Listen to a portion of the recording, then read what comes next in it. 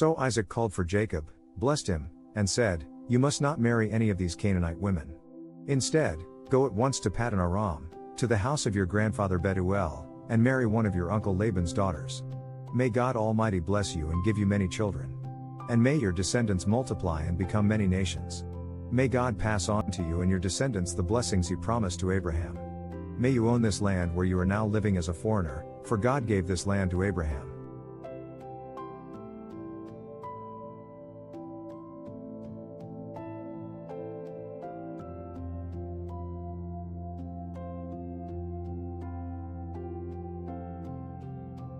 So Isaac sent Jacob away, and he went to Paddan Aram to stay with his uncle Laban, his mother's brother, the son of Bethuel the Aramean.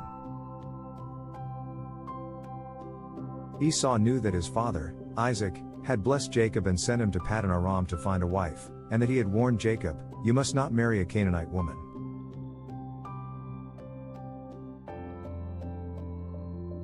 He also knew that Jacob had obeyed his parents and gone to Paddan Aram. It was now very clear to Esau that his father did not like the local Canaanite women. So Esau visited his uncle Ishmael's family and married one of Ishmael's daughters, in addition to the wives he already had. His new wife's name was Mahalath. She was the sister of Neviot and the daughter of Ishmael, Abraham's son. Jacob's dream at Bethel. Meanwhile, Jacob left Beersheba and traveled toward Haran. At sundown he arrived at a good place to set up camp and stopped there for the night. Jacob found a stone to rest his head against and lay down to sleep. As he slept, he dreamed of a stairway that reached from the earth up to heaven. And he saw the angels of God going up and down the stairway. At the top of the stairway stood the Lord, and he said, "I am the Lord, the God of your grandfather Abraham, and the God of your father, Isaac. The ground you are lying on belongs to you. I am giving it to you and your descendants. Your descendants will be as numerous as the dust of the earth. They will spread out in all directions, to the west and the east, to the north and the south.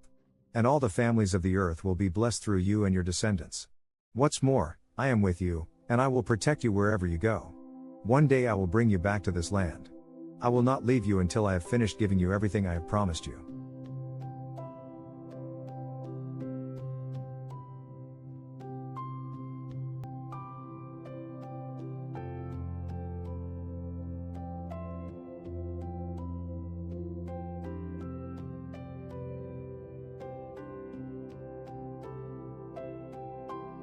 Then Jacob awoke from his sleep and said, "Surely the Lord is in this place, and I wasn't even aware of it." But he was also afraid and said, "What an awesome place this is. It is none other than the house of God, the very gateway to heaven." The next morning Jacob got up very early. He took the stone he had rested his head against, and he set it upright as a memorial pillar.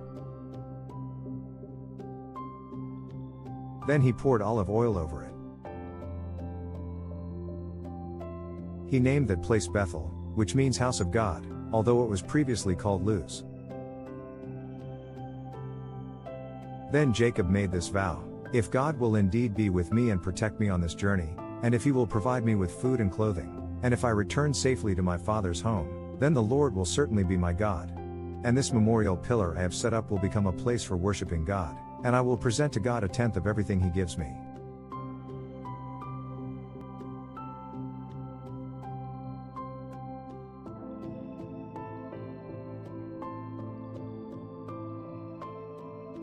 Jacob arrives at Paddan Aram. And Jacob hurried on, finally arriving in the land of the east. He saw a well in the distance. 3 flocks of sheep and goats lay in an open field beside it, waiting to be watered. But a heavy stone covered the mouth of the well. It was the custom there to wait for all the flocks to arrive before removing the stone and watering the animals. Afterward the stone would be placed back over the mouth of the well. Jacob went over to the shepherds and asked, "Where are you from, my friends?" "We are from Haran," they answered.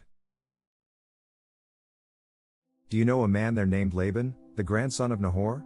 he asked. "Yes, we do," they replied. "Is he doing well?" Jacob asked. "Yes, he's well," they answered. "Look, here comes his daughter Rachel with the flock now." Jacob said, "Look, it's still broad daylight, too early to round up the animals. Why don't you water the sheep and goats so they can get back out to pasture?" "We can't water the animals until all the flocks have arrived," they replied. Then the shepherds moved the stone from the mouth of the well, and we water all the sheep and goats. Jacob was still talking with them when Rachel arrived with her father's flock, for she was a shepherd. And because Rachel was his cousin, the daughter of Laban, his mother's brother, and because the sheep and goats belonged to his uncle Laban, Jacob went over to the well and moved the stone from its mouth and watered his uncle's flock.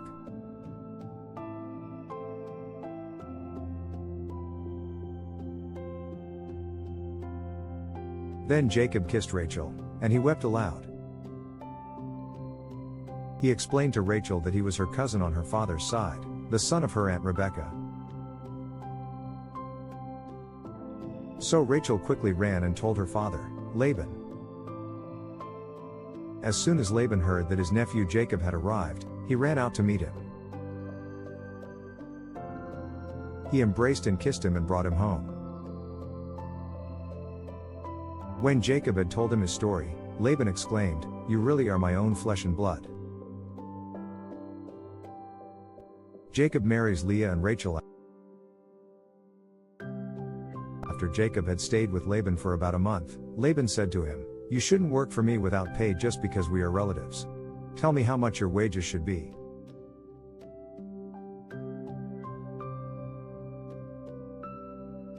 Now Laban had 2 daughters.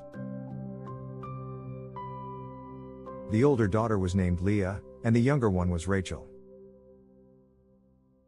There was no sparkle in Leah's eyes, but Rachel had a beautiful figure and a lovely face. Since Jacob was in love with Rachel, he told her father, "I'll work for you for 7 years if you'll give me Rachel, your younger daughter, as my wife."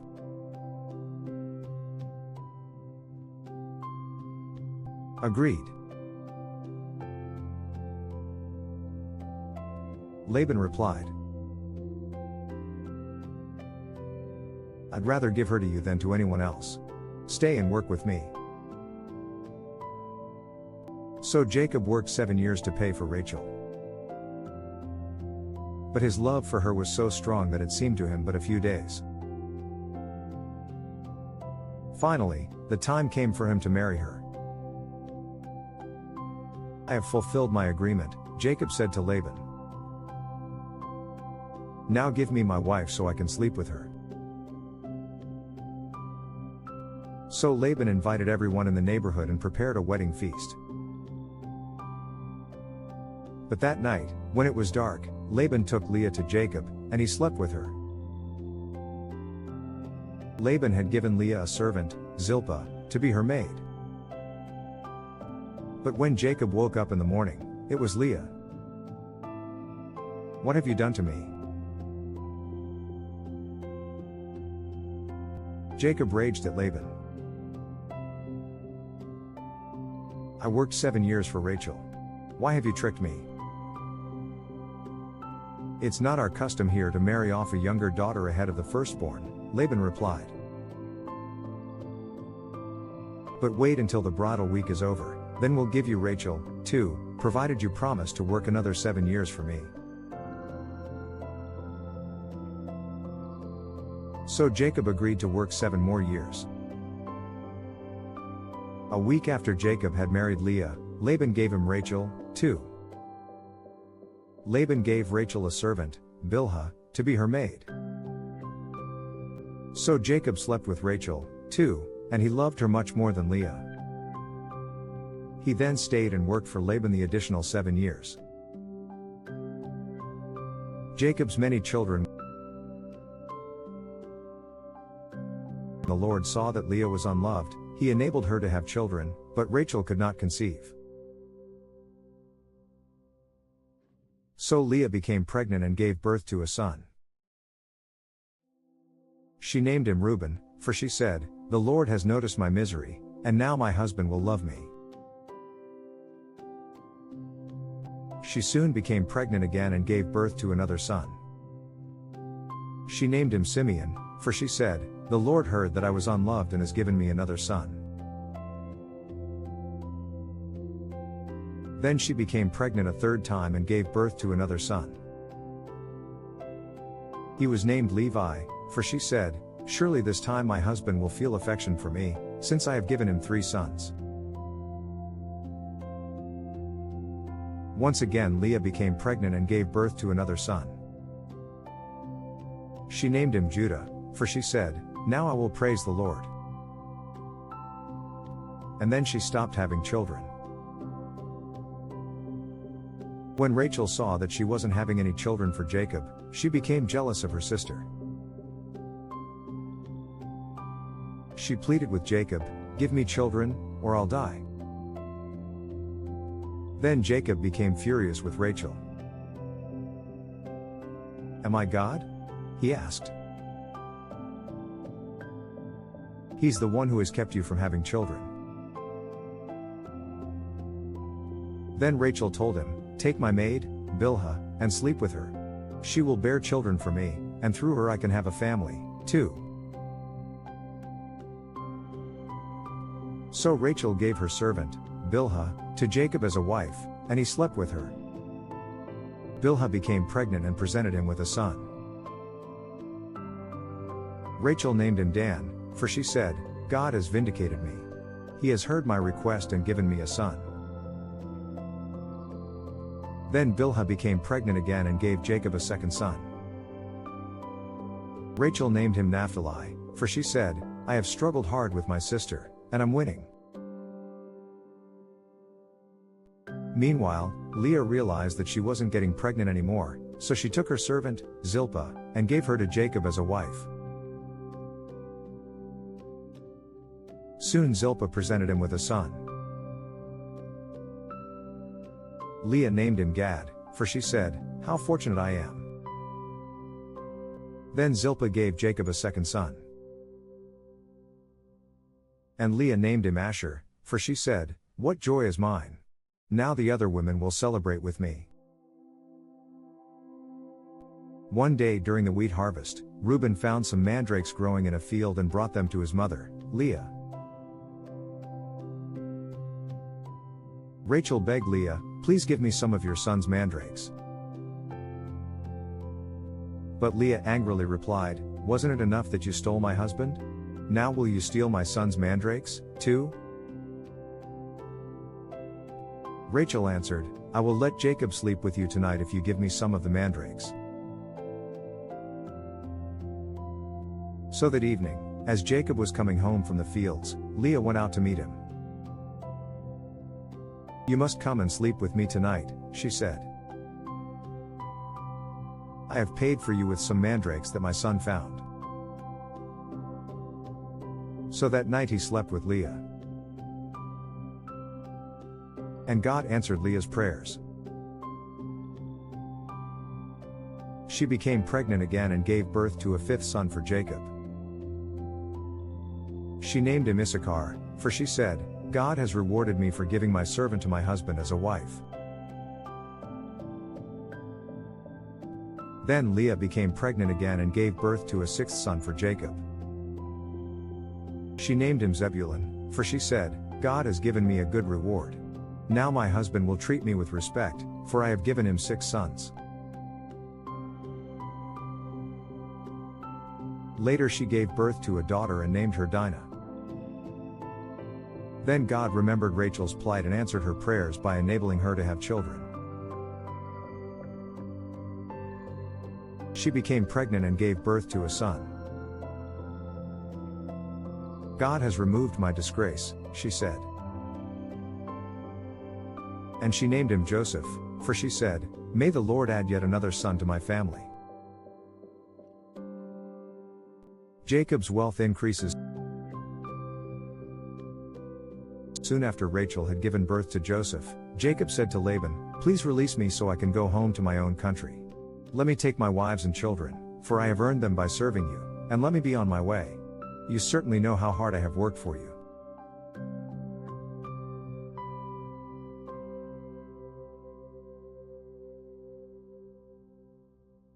"Please listen to me," Laban replied. "I have become wealthy, for the Lord has blessed me because of you. Tell me how much I owe you. Whatever it is, I'll pay it." Jacob replied, "You know how hard I've worked for you, and how your flocks and herds have grown under my care. You had little indeed before I came, but your wealth has increased enormously. The Lord has blessed you through everything I've done. But now, what about me? When can I start providing for my own family?"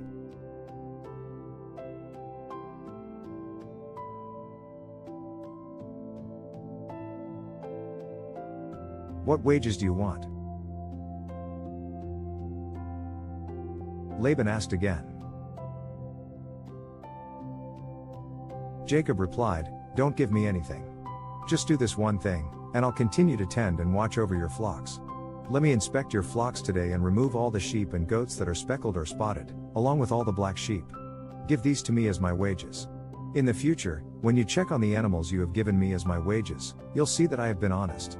If you find in my flock any goats without speckles or spots, or any sheep that are not black, you will know that I have stolen them from you."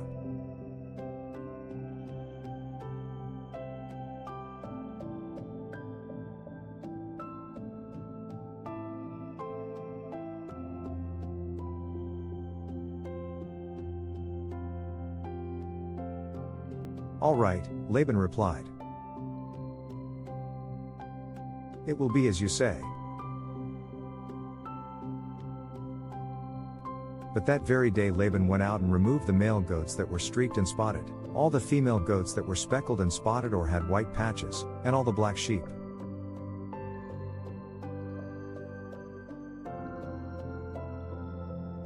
He placed them in the care of his own sons, who took them a 3 days' journey from where Jacob was. Meanwhile, Jacob stayed and cared for the rest of Laban's flock. Then Jacob took some fresh branches from poplar, almond, and plane trees and peeled off strips of bark, making white streaks on them. Then he placed these peeled branches in the watering troughs where the flocks came to drink, for that was where they made it. And when they made it in front of the white streaked branches, they gave birth to young that were streaked, speckled, and spotted. Jacob separated those lambs from Laban's flock. And at mating time he turned the flock to face Laban's animals that were streaked or black. This is how he built his own flock instead of increasing Laban's. Whenever the stronger females were ready to mate, Jacob would place the peeled branches in the watering troughs in front of them. Then they would mate in front of the branches. But he didn't do this with the weaker ones, so the weaker lambs belonged to Laban, and the stronger ones were Jacob's. As a result, Jacob became very wealthy, with large flocks of sheep and goats, female and male servants, and many camels and donkeys.